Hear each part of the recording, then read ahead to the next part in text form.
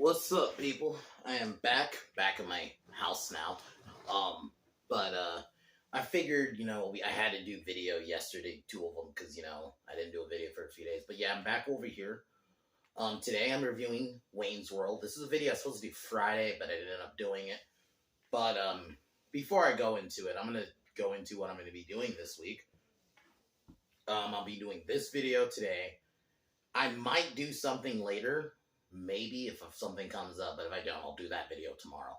But tomorrow, I will be talking about how BLM's a scam, since, everything's coming out about them, and I figured, finally be able to actually talk about them openly. So I'll do that tomorrow. But I'll also be continuing on with the Tremors movies, with Tremors 5. I've heard this is where, like I've been saying, where the decline starts, so we'll see. Wednesday, I'm doing Expendables 2. And I might do that same day, I'll do a music related video, probably gonna list my favorite 80s albums. And then Thursday, I'll do Wayne's World 2.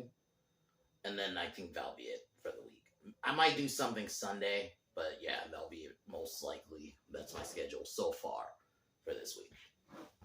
But Wayne's World, I remember first watching this movie. I think I watched this a bit after Austin Powers the first time. And I just remember really loving, because, I was really into rock and metal, and just one of the things I really liked about the movie is how much it pays homage to that shit. You got the iconic, probably one of my favorite scene in the whole movie is when they're jamming to fucking Bohemian Rhapsody. And I wouldn't be surprised, that's probably a lot of people's first time listening to the song. That song was this movie. Because this movie rejuvenated that song because, unfortunately, Freddie Mercury died not long before this movie came out. But it definitely rejuvenated, because I remember, after hearing, people from who were alive at the time say, they remember, how much, Bohemian Rhapsody skyrocketed after that movie. But yeah, Wayne's, it's funny.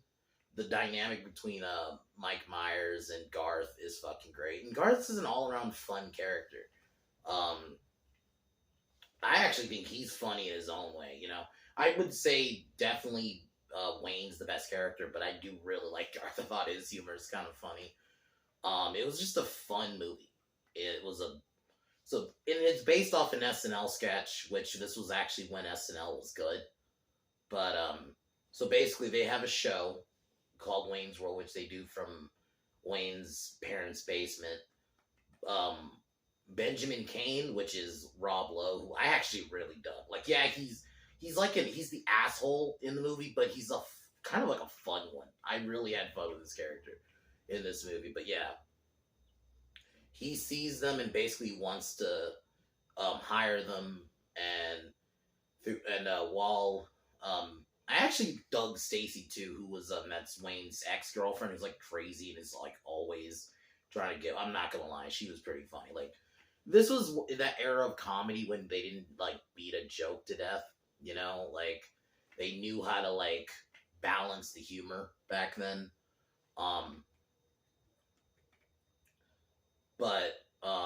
So while this happens, he falls for Wayne has two goals this movie: to buy a 1964 Fender Stratocaster, which is a guitar, and get with Cassandra, who played by Tia Carrere, who, man, she was fine in this. But, so he starts falling for her, but Benjamin wants to get with her, so he basically tries to do everything in his power to get her.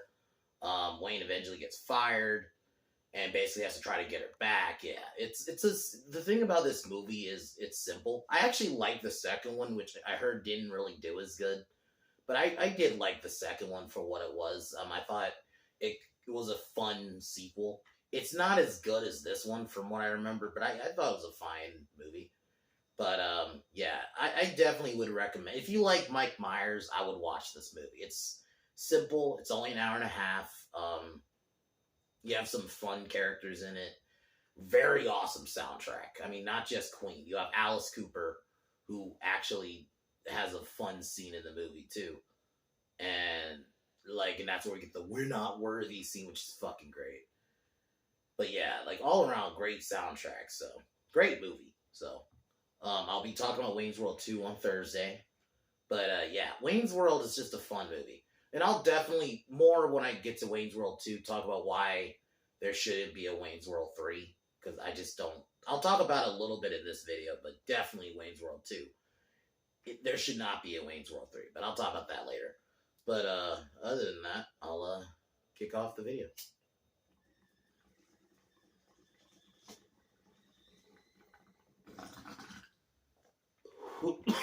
Movie opens up. We see Wayne and Garth doing their show. And I actually really dig it. This is a funny little opening. We see Wayne do like a little mockumentary about his life, which is, my God, that whole sequence was fucking hilarious. And then when he talks about his dream is to get famous, he's like, yeah, right. This was Mike Myers at his best, man. Unfortunately, he's kind of fallen off the last few years, but he definitely, like, at this time, because this was pre-Austin Powers, but definitely really good. And this is where we meet Wayne's other friends, and this is where we get the iconic Queen scene where they're singing Bohemian Rhapsody. One of my favorite just scenes in the movie, which is probably like I mentioned, this is probably a lot of people's first time listening to Queen was through this movie. Just how much homage. And it was cool hearing the story about how, unfortunately, Freddie Mercury died before, but he at least got to watch the scene. So that's actually pretty heartwarming. So definitely just an awesome scene. We see that Wayne wants the 1964 Stratocaster. And yeah, so they jam out to Queen. And then I think they go to a restaurant.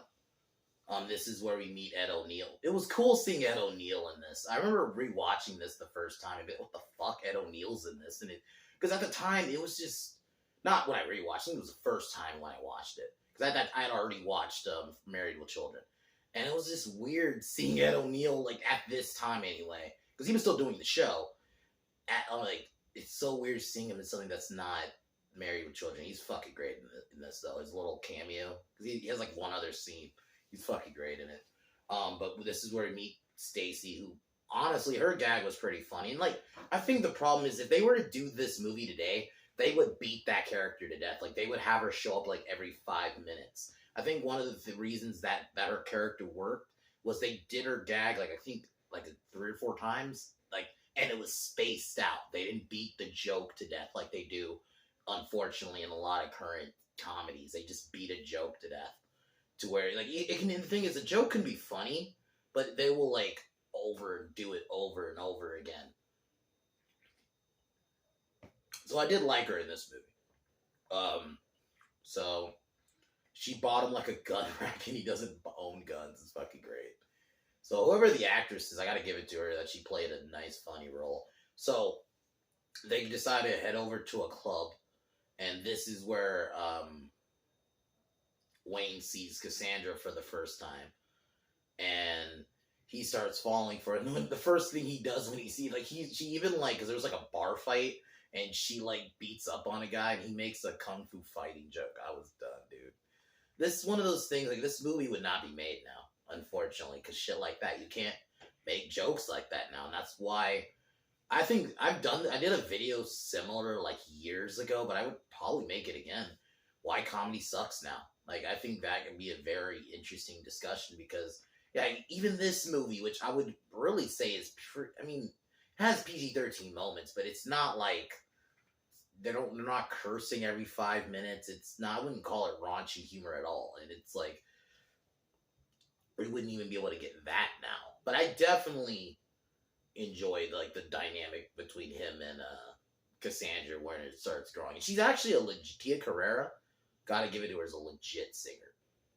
I gotta give it to her. So he starts falling for her, and eventually he actually was able to get a date with her, and they meet with Benjamin, and I don't remember the other guy's name. He's also in, like, the other guy was Benjamin works with. You might remember him from Ghostbusters. He's like he's the villain in that. Or not the villain, but, like, the side villain. Ghostbusters 2? Yeah, Ghostbusters 2. It was Ghostbusters 2. But yeah. So they meet with them about making a deal. They eventually agree. And yeah, it's just the humor in this movie. I think another thing I like is the simplicity of it. Granted, there are going to be some things if you don't understand. That's one of the. That's actually gonna be one of my reasons I don't think a Wayne's World 3 would work.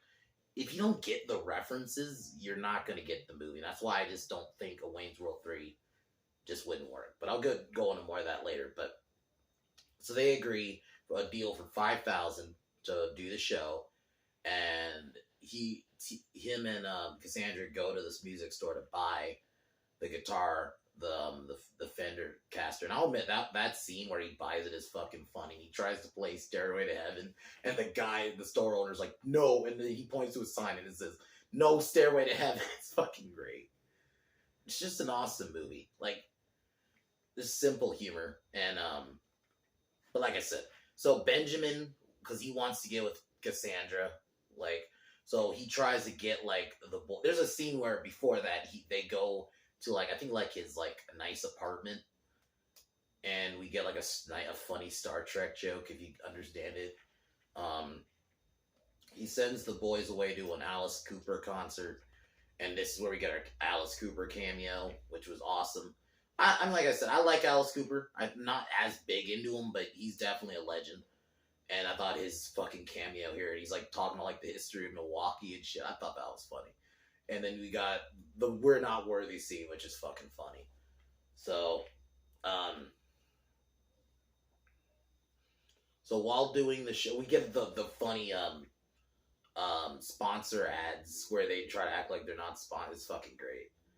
Like, I don't know what happened to Mike Myers, man. Like, just later in the 2000s, he fell off because, man, it's just like watching this movie and then compared to, like, I understand this movie's old now, but, like, Love Guru, that was, like, his last, like, newer-ish movie, and that was just awful. So it's just, like, fortunately, he fell off, so, but I definitely do like this movie. I love this movie. So they have to do an interview with Noah, like this is one of their sponsors, and we get a nice funny gag where Wayne has like signs and he's basically making fun of him. One of them, this man has no penis. I thought that was pretty funny. He ends up getting fired, and Wayne basically quits, and then unfortunately, because he freaks out and thinks Cassandra's cheating on him. And she doesn't trust him because he thinks like she's trying to hook up with Benjamin, so she breaks up with him, and he starts having a little bit of trouble with his friend Garth. But they eventually make up.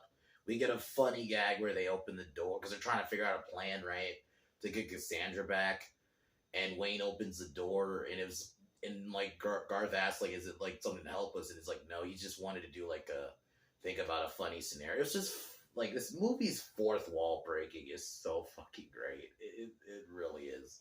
And it's done in a way, because fourth wall breaking can be done fucking cringy. It can for example, Scream 5, or, like, I'm trying to think of another one. I haven't watched it, but Matrix, the newest one, is one I've heard where, like, the meta stuff is cringy. So meta is very tricky. You gotta be able to do it right, and I think this movie does it perfectly. Because they don't overdo the meta humor. I think if you overdo it, and I think that this movie does it the right amount.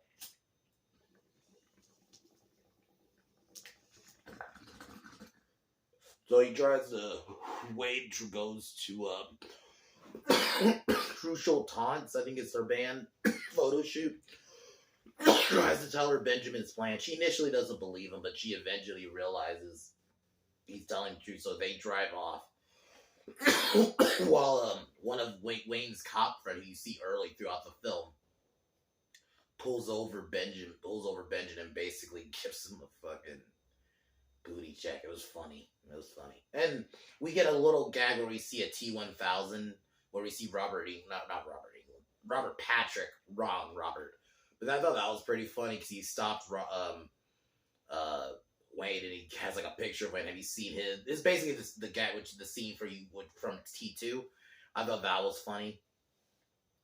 and he like just screams and drives off. Such a funny scene. And I actually like the scene because I know they do pretty much a similar joke in the second one, but it was from Jurassic Park.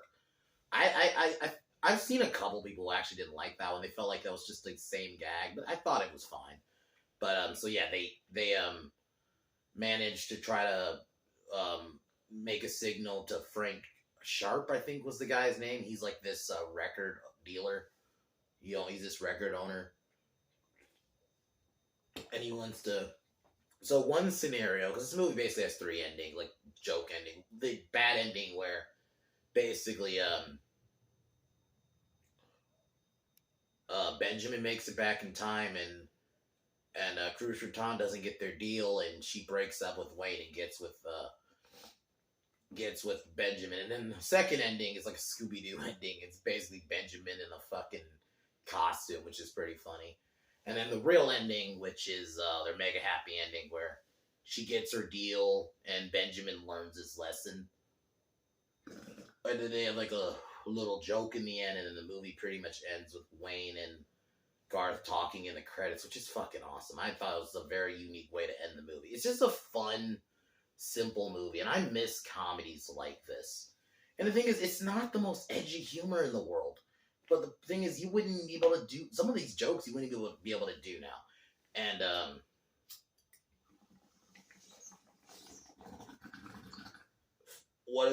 I love, like in my opinion, like Bill and Ted. I love the homages to rock and roll, like, you know, the Alice Cooper scene. You got the Queen scene, which is my favorite scene in the whole movie. And then you got Dreamweaver. That scene when he first sees Cassandra is great. And I love how I forgot. Yeah, Garth gets, because throughout the film he sees this girl, like this waitress, but he can't say anything to her. He eventually gets her in the end, which it's also funny because she's like not even integral in the story at all. He sees her once, and I think he sees her again, but then you don't see her for the rest of the movie until that scene, and it's so funny. And she's like nameless. She doesn't even have a name. And I thought, like, just all around, man, this movie is just the simplicity of it. The soundtrack is great. The characters are great. I think, like, even Rob Lowe as I would say more antagonist, because he's just an asshole music producer. That's all he is. I wouldn't call him evil. Like, he's just an asshole, but I thought he played the role perfectly. Tia Carrere is great as the love interest. And once again, this is one of those movies where you could tell Wayne had a thing for her. And yeah, they did that love story, but it wasn't like forced and it wasn't dragged out the whole movie. It was great. Heavily recommend. And I actually recommend too. I think Wayne's World 2 is a fun sequel. It's not as strong as the first, but I think it's a solid sequel. And I honestly think the way it ends, it kind of does wrap it up. Even though you could have done a third one, I don't want a third one now. I'll go into it a little bit. I'll go into more when we talk about Wayne's World 2. But I just don't. One of the things that why these movies worked was because of the time they came out. This one came out in 92. Rock and roll was still a big genre. Rock's not a big genre now. Not really. Unless it's like the bands that already had legacies, you know? So I just don't really see how you could do a current one unless it's about older bands. But I just don't think it would be as funny. Like, I feel like it would just be another Jay and Silent Bob 2 where it's old guys trying to capture the glory. No disrespect, but that's what I fear it would be. I think the ship has sailed to do a Wayne's World 3. So I'll talk about that more later, though. But Wayne's World 1 and 2 are fun movies, so I heavily recommend it. And for a comedy, I would give this one like a 9 out of 10. Heavily recommend. One of Mike Myers' best. I can understand if this is your favorite Mike Myers. Sorry, not Michael Myers. It's a different person. Mike Myers' favorite. One of Mike Myers' best. So, but other than that, as usual, we'll take one more hit, and I'll talk to y'all. If not later today, tomorrow. But as usual. Fuck Warner Brothers. Fuck Disney. fuck LeBron, fuck Colin Kaepernick, fuck Seth Rogen, fuck Kevin Smith, and fuck the Biden, Juicy Smollett, and fuck the Biden administration. I'll talk to y'all later. Peace.